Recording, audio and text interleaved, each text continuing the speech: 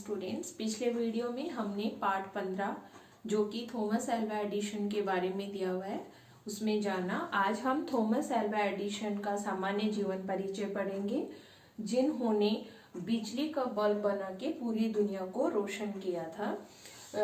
तो बेटा Thomas Alva Edison जो थे वो सदी के महान आविष्कारक थे और साथ ही बहुत बड़े बिजनेसमैन भी रहे। बचपन में उन्होंने बहुत सारी गरीबी का सामना किया था और इसके कारण उनकी बहुत सारी इच्छाएं और जो वो कुछ करना चाहते थे उनके लिए उनको बहुत सारी परेशानियों का सामना करना पड़ा। तो उन्होंने आविष्कार करने के साथ साथ बिजनेस भी स्टार्ट किया, जिससे उनको कभी पैसे की कमी ना हो। इसलिए वो बहुत बड़े बिजनेसमैन भी, जिसको हिंदी में हम व्यवसायी या व्यापारी भी कह सकते हैं। तो हमें ये जानना है कि ये एक महान साइंटिस्ट होने के साथ साथ बहुत बड़े बिजनेसमैन भी थे। तो बेटा इनका जन्म जो है वो 11 फरवरी 1847 को अमेरिका जो है यूएसए के ओहायो एक स्टेट है और वहां का एक जो है सिटी, जिसको हम नगर या शहर बोलेंगे, मिलेन नामक शहर में हुआ था। अमेरिका जो देश है उसके ओहायो राज्य के मिलेन नामक नगर में उनका जन्म हुआ था। किसका बेटा? थॉमस एल्वा एडिशन का। इनके पिता का नाम था सैमुअल ऑगडेन एडिशन और इनकी माता का नाम था नैन्सी मैथ्यू इलियट। ये इनका जीवन परिचय है बेटा। और ये घर में सबसे छोटे थे और साथ ही ये 7 भाई बहन थे और ये 7वें नंबर पे थे और बाकी जो बच्चे थे वो इनके बड़े थे। तो इस प्रकार ये थॉमस एल्वा एडिशन का सामान्य जीवन परिचय है बेटा।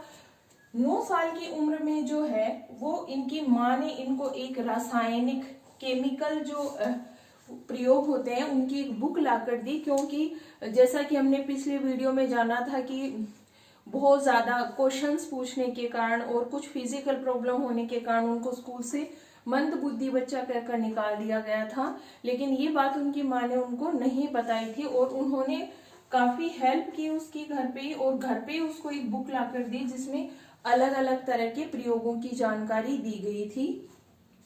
उन्होंने इसको सिर्फ पढ़ाई नहीं, इसमें बहुत इंटरेस्ट लिया और बहुत सारे प्रयोग स्वयं भी किए और इस बुक ने ही इनकी जीवन की दिशा, इनको एक नई दिशा भी दी। और इसी का परिणाम हुआ कि बेटा 10 साल की उम्र में ही उन्होंने घर पर ही एक लैब बना ली।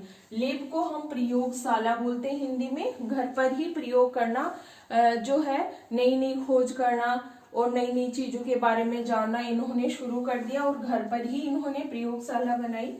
आर्थिक तंगी, काफी गरीबी का जो था इनके घर में माहौल था, पैसे ज्यादा नहीं थे, तो बहुत सारी गरीबी समस्या के कारण, है ना, इनको बहुत सारी जो ये काम करना चाहते थे वो नहीं कर पाते थे। इसके लिए इन्होंने क्या किया बेटा, सिर्फ 15 साल की उम्र में या उससे पहले, जैसे 15 साल की उम्र में तो इन्होंने एक बहुत बड़ी लैब अपने घर पे बनाई थी। खुद की प्रिंटिंग प्रेस इन्होंने चालू की, खुद ही उसमें पेपर छापते थे, खुद ही उसको ट्रेन में बेचने जाते थे और ट्रेन में टिकट भी बेचते थे। और वो काम करते समय ट्रेन में ही क्या करते थे, प्रयोग भी कर लेते थे, है ना। ट्रेन में एक छोटी सी प्रयोगशाला एक ट्रेन में भी बनाई और इसके कारण एक बार क्या हुआ, जो प्रयोग करते समय कुछ केमिकल्स जो थे, रसायन थे, वो ट्रेन में गिर गए और उससे उस डिब्बे में आग लग गई। और ये बात जब वहां के जो गार्ड थे उनको पता चली तो उनको बहुत गुस्सा आया और उन्होंने थॉमस एल्वा एडिशन को एक चांटा मार दिया, जिससे उनकी सुनने की जो क्षमता थी वो भी चली गई। लेकिन बेटा वो इस चीज से बिल्कुल भी निराश नहीं हुए और इन्होंने अपनी इस कमजोरी को जो है अपने वरदान के रूप में उन्होंने माना और उनका मानना था कि ये अच्छा हुआ, अब मैं जब भी प्रयोग करूंगा, मेरे काम करूंगा, मैं नए प्रयोग या आविष्कार करूंगा तो मुझे जो है वो कोई भी डिस्टर्ब नहीं कर सकता, क्योंकि मेरी सुनने की क्षमता कम हो गई है, मेरा ध्यान जो है वो डाइवर्ट नहीं होगा। तो ये चीजें हमें उनके जीवन से सीखनी है कि हम जो अपने स्टडी का काम है उसको पूरे डेडिकेशन से करें तो उसमें हम जरूर सक्सेस हों। हमारा इंटरेस्ट जिस भी फील्ड में है, लेकिन हम उसको पूरी एकाग्रता के साथ करें। जैसा कि थॉमस एल्वा एडिशन ने कम सुनने के बावजूद भी जो है और लगभग कहें कि एक कान से तो उनको बहुत कम, ना के बराबर सुनता था। तो उन्होंने इसे कमजोरी नहीं समझा, है ना, और खुद को हीन जो है वो नहीं माना। अगर हमारे अंदर भी कोई किसी प्रकार की कमजोरी है तो हम भी उसे वरदान के रूप में माने, ना कि इस कारण मैं ये नहीं कर पाता, ऐसा हम ना सोचें। ये इनके जीवन से हमें प्रेरणा मिलती है।